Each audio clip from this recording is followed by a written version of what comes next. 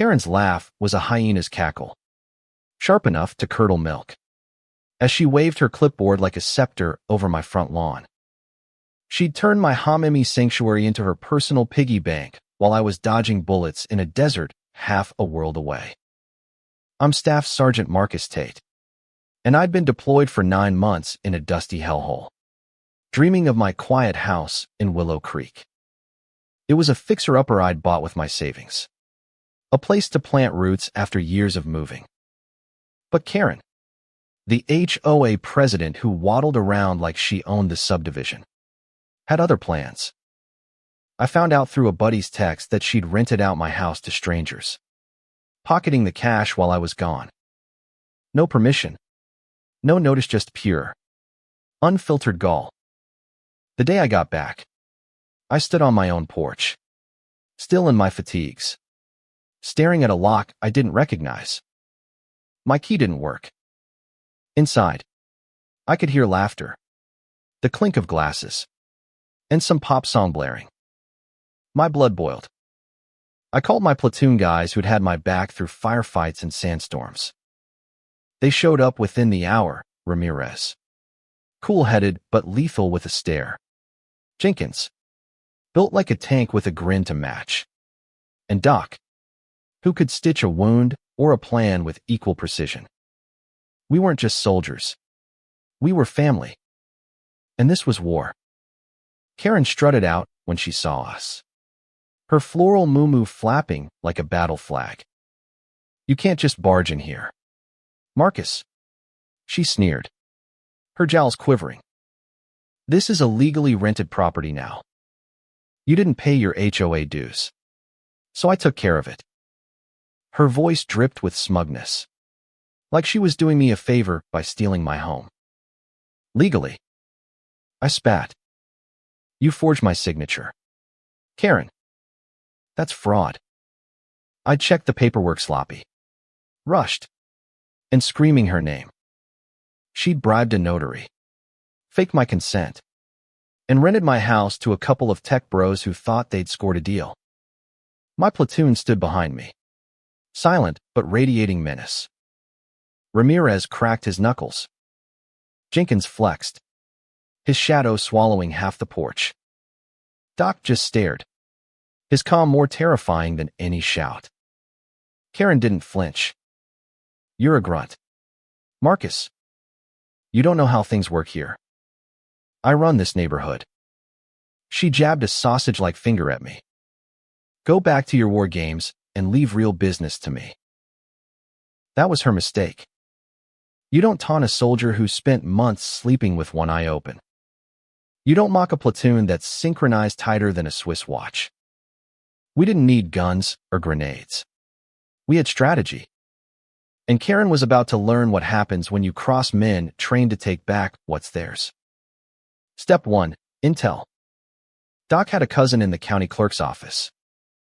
By nightfall, we had proof Karen's forged documents, her bank records showing the rent money funneled into her account, even emails where she bragged about teaching that soldier boy a lesson. She thought she was untouchable, hiding behind her HOA bylaws like a dictator in a muumuu. But we were already moving to step 2, containment. We waited until the tech bros were out for the night. Ramirez tailed them to a bar, ensuring they'd be gone for hours. Then we struck. Jenkins, who could pick a lock faster than most people tie their shoes, had us inside my house in under a minute. The place smelled wrong, like cheap cologne and takeout. My furniture was rearranged, my photos stacked in a corner like trash. My chest tightened, but there was no time for sentiment. We swept the house, cataloging every change, every violation. Doc snapped photos for evidence, while Jenkins planted a few surprises. Nothing illegal, just enough to make the renters question their lease. Step 3. Confrontation. The next morning, we called a neighborhood meeting. Karen loved her HOA gatherings, where she'd lecture everyone about mailbox colors and lawn lengths. This time, we flipped the script. I stood at the podium in the community center, my platoon flanking me, and laid out the evidence. The forged documents, the bank transfers, the emails. Neighbors gasped. Some had suspected Karen's power trips, but this was a new low. Her face turned the color of spoiled yogurt as I played her own words over the projector. Marcus won't even notice. Soldiers are too dumb to check. The room erupted. Mrs. Delaney, who baked cookies for every new neighbor, called Karen a disgrace. Mr. Patel, usually quiet, demanded her resignation. Karen tried to bluster, claiming it was all a misunderstanding. But Ramirez stepped forward with a copy of the county's fraud complaint we'd filed that morning. "You're done, Karen," he said, his voice low and final. She screamed, flailing her arms, accusing us of harassment. But the neighborhood had turned. They'd put up with her fines, her nosy inspections, her petty tyranny for too long. Someone threw a tomato, probably Jenkins, though he'd never admit it. It splattered on her muumuu, a red stain of justice. Karen stormed out, vowing lawsuits. But we weren't worried. We had the law on our side, and the truth was a better weapon than her lies. Step 4, reclamation. With the renters evicted politely, with a full refund from Karen's own pocket. Thanks to a judge's order, me platoon helped me move back in. We scrubbed the house, repainted the walls, and hung my photos where they belonged. Jenkins even built a new porch swing, grinning as he tested it with his weight. Doc cooked a mean chili for the crew, and Ramirez blasted my favorite classic rock, drowning out the ghosts of the tech bros' pop music. The house was mine again, every nail and board reclaimed with military precision.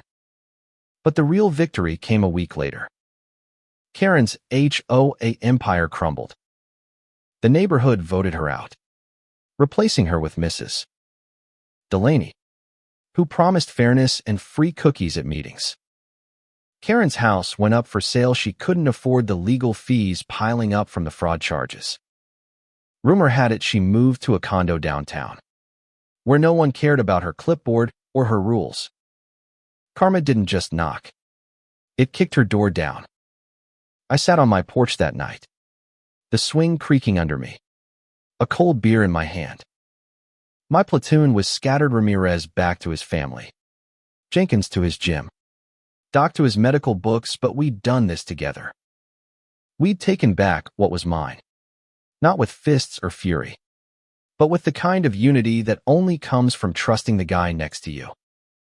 Karen thought she could bully a soldier, but she forgot one thing: we don't fight alone.